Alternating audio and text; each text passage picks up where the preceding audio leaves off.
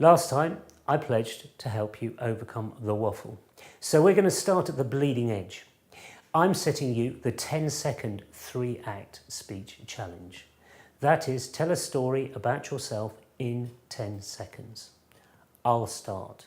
Hello, I'm Jez. Why am I like I am? When I was 5, my mother sent me to a girls' school.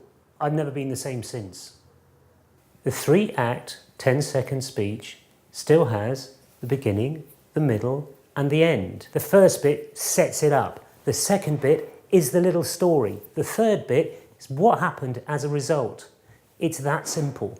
You can do it in 1 hour. You can do it in 18 minutes. That's the length of a TED Talk. You can do it in 1 minute. That's the length of an Instagram video. You can do it in 30 seconds. That's the length of a trailer. And you can do it in 10 seconds. That is the amount of time you need to make an impact.